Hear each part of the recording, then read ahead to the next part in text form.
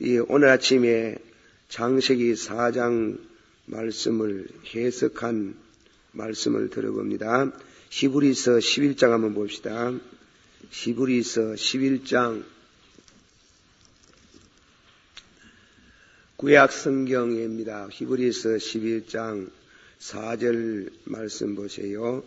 믿음으로 아벨은 가인보다 더 나은 제사를 하나님께 드림으로 의로운 자라 하시는 증거를 얻었으니 하나님이 그 예물에 대하여 증가하심이라. 저가 죽었으나 그 믿음으로서 오히려 말하느니라. 한번 다 같이 받아합시다. 믿음으로 아벨은 가인보다 더 나은 제사를 하나님께 드림으로 의로운 자라 하시는 증거를 얻었으니 하나님이 그 예물에 대하여 증가하십니라. 저가 죽었으나 그 믿음으로서 오히려 말하느니라. 아멘. 창세기에 나타난 복에 대한 말씀입니다. 하나님이 하나님의 형상대로 사람을 창조하시고 그들에게 복을 주셨다 그랬어요. 그들에게 복을 주셨다. 이 복을 주셨다는 말씀은 창세기 1장 그리고 2장에 나타난 복은 하나님이 직접적으로 복을 주셨어요. 그러나 그 직접적인 복은 죄로 말미암아 죄를 범함으로 하나님이 우리에게 직접 주시는 축복, 주시는 복이 이제는 없어지게 되었다 입니다. 하나님이 직접 복을 주시지 아니하고 하나님이 복을 주시되 간접성을 띱니다. 직접이 아니고 간접적으로 신약에 와서 디모데전서 2장 5절에 하나님은 한 분이시고 하나님과 우리 사이에 중보자도 한 분이시라 그랬어요. 중보자를 통해서 하나님이 우리에게 복을 주십니다. 그걸 축복이라 그래요. 축복. 복과 축복이 달라요. 하나님은 축복을 통해서 복을 주신다. 또 달리 말씀하면 내 이름으로 예수님의 이름으로 하나님께서 우리의 기도를 들으시고 복을 주신다. 그렇습니다. 그럼 오늘 아침에는 창세기 4장부터 내려갑니다. 3장은 죄를 범함으로 하나님이 직접 복을 주시는 것을 이제 죄를 범함으로 간접적인 그런 중보를 통해서 하나님이 축복을 통해서 복을 주신다 입니다. 좀 말이 약간 어려운 말이 되겠습니다만은 우리가 그걸 잘 이해를 하셔야 되겠어요. 여기에 창세기 4장에 아담의 두 아들이 나옵니다. 가인과 아벨이 하나님 앞에 제사를 드립니다. 큰아들 가인은 농사를 지어가지고 하나님 앞에 제사를 드리고 아벨은 양을 쳐서 그 양으로 하나님 앞에 제사를 드렸습니다. 그 제사를 드렸는데 하나님이 가인의 제사는 받지 않고 아벨의 제사를 받았다. 성경을 연구하는 학자가 받았다, 받지 아니했다 무엇으로 아는고 이랬어요. 하나님이 가인의 제사는 받지 아니하고 요즘 말하면 하나님이 가인의 예배는 받으시지 않고 가인이 드리는 예물은 받지 않고 아벨이 드리는 예배를 받으시고 또 아벨이 드리는 예물을 하나님이 흠양하셨다. 칼빈 선생은 해석하기를 이때 아마도 확실한 건 아니지요. 아마도 하늘에서 불이 내려와 가지고 가인의 제물에 불이 떨어진 것이 아니고 아벨의 제물에 피를 흘려서 드리는 이 제물에 불이 떨어져 가지고 그 제물을 연락하고 하나님이 아벨에게 복을 주셨다. 아벨에게. 그래서 아벨이 하나님 앞에 드린 제사는 가인보다도 더 나은 제사를 드림으로 하나님이 그 예물을 증거하셨다. 불로서 증거하시고 그는 죽었으나 그 믿음이 오히려 말하는 도다. 그랬어요. 그러면 이 아벨이 하나님 앞에 연락을 받은 그 제사는 창세기 3장 15절을 생각해 봅니다. 여인의 후손. 장차 오실 예수 그리스도를 내다보고 또 피 흘림이 없이는 사유함이 없나니라. 죄를 범함으로 복이 거두어 갔는 겁니다. 그리고 저주가 왔는 겁니다. 양이 그 저주를 받아서 대신 죽고 그리고 그 죄가 사해지는 순간에 하나님이 아벨을 의롭다 그랬어요. 의롭다 하신 이후에 하나님이 이제는 복을 주신다. 의롭다 하심을 받은 이후에 하나님의 복이 와요. 그걸 믿으시길 바랍니다. 하나님이 다 우리가 죄인이지만은 의롭다 하심을 얻어야 돼요.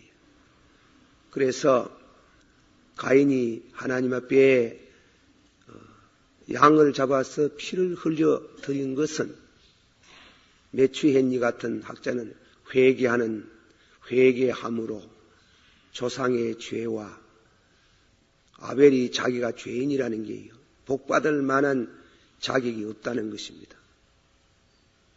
복받을 만한 자격이 없고 저주받을 수밖에 없는 조상과 그 후손이다.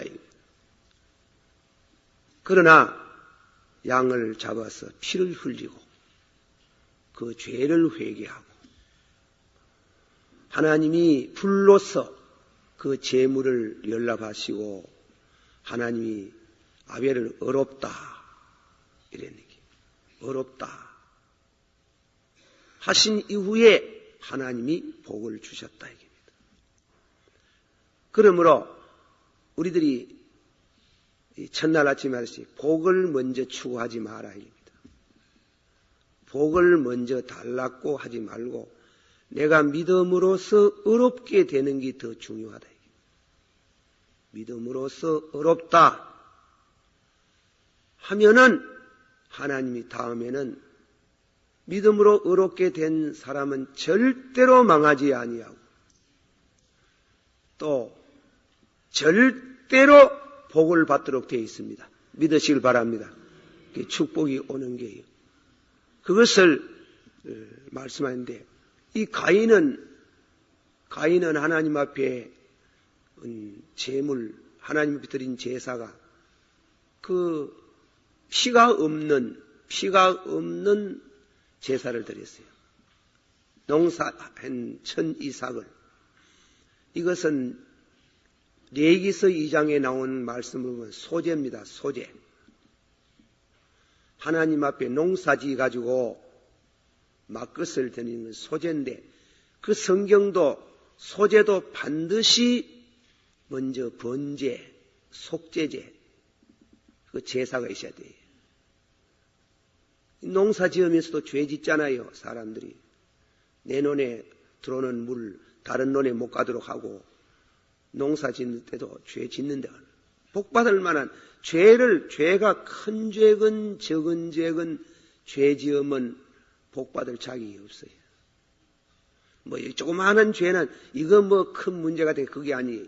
성경에는 절대 원칙이 있어요. 범죄한 영혼은 죽으리라. 죄값은 죄의 싹슨 그래요. 죄의 싹슨. 죄가 크든지 적든지 죄는 반드시 응징을 받아야 되는 거예요. 그 응징은 저주 아닙니까? 그러면 근본적으로 복받을 자격이 없는데 가인이 그 사실을 깨닫지 못하고 그걸 인정치 아니했어요. 그저 인정치 아니하고 자기 자신이 죄가 하나도 없는 것 같이 그저 하나님 앞에 제물을 드린 것이 뭐냐면은 그저 하나님께서 농사에 복을 주셨다, 감사합니다 이러지, 그 농사를 지어가지고 짓는 과정에 하나님 내가 죄인인데 이렇게 농사가 잘 됐습니다. 어떻게 이런 복을 받을 만한 자격이 있습니까? 하고 그 제물을 드릴 때 하나님 앞에 피를 흘리고 속죄 제사를 드리는 것을 생각지 않았는 겁니다. 그 믿음이 없는 겁니다. 그저 착하게 살면, 선하게 살면, 유교에 적선지가 있는 필우교정이라 그 착한 일을 많이 하면은 그 가문에 경사가 있다. 그걸 유교 사상에서 우리가 강단에서 많이 써먹고 또 그렇게 생각하나, 착하게만 살면 경사가 있다. 그렇지 않습니다. 선할 행하는 의인은 없나니, 받아치 의인이 없나니 한 사람도 있다 했습니까? 없다 했. 선을 행하는 자는 있다 했습니까? 없다 했지. 한 사람도 없어요. 한 사람도 없어요. 그러므로 하나님이 가인의 제사를 안 받아요. 지금도 우리 가인의 제사와 같은 종교가 많아요. 대표적으로 불교, 유교 그런 종교가 다 그래요. 착하게 자기 공덕스를 말하는 거예요. 하나님 앞에 인간의 공덕으로서 하나님의 복을 얻을 수 없어요. 우리가 먼저 죄를 회개하고 당신의 보혈의 피로 우리 죄 사함을 받고 당신의 보혈의 피로서만이 우리가 의롭게 되고 하나님께서 미워하는 우리 죄가 용서를 받는 순간 어렵다. 너는 어렵다. 어렵다고 하는 그 뒤에 따라오는 게 있다고. 복이 따라오더라 하는 게. 할렐루야. 그렇게 되어 있어. 그 전에 이 가인의 제사를 안 받은 이유가 거기래. 가인의 제사를 받지 아니하고. 여러분들께서 부족한 제가 하나님 앞에 예물을 드리 주일마다 예물을 드릴 때에 꼭 기도 가운데에 이 예물에 예수의 보혈의 피로 성별하소서 성령의 불로 연락하시기를 원합니다. 그거는 교리적인 문제가 거기 포함되어 있는 그 기도에 교리적인. 그래서 오늘 아침에 아벨은 가인보다도 믿음으로 그랬어요. 믿음으로 아벨은 가인보다 더 나은 제사를 드림으로 하나님이 그를 받으시고 그 예물을 증거하시고 불로 증거하시고 불로 연락하시고 그리고 하나님이 그를 의롭다 하셨나니라. 의롭다 하셨나니라.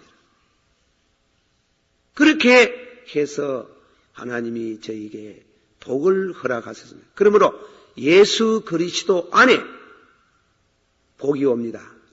예수 그리스도 안에 축복이 따라오는 줄 믿으시길 바랍니다. 그래 예수 그리스도로 말미암아 의롭다 하심을 얻었으니 로마인서 1장 5절에 보면 그러므로 우리가 예수 그리스도와 더불어 예수 그리스도로 말미암아 의롭다 하심을 얻었으니 하나님과 더불어 화평을 누리자. 이러므로 너희가 은혜 속에 들어갔나니라 이랬어요. 하나님과 더불어 화평을 누림으로 은혜 속에 축복의 세계로 너희가 들어가게 되었나니라. 할렐루야.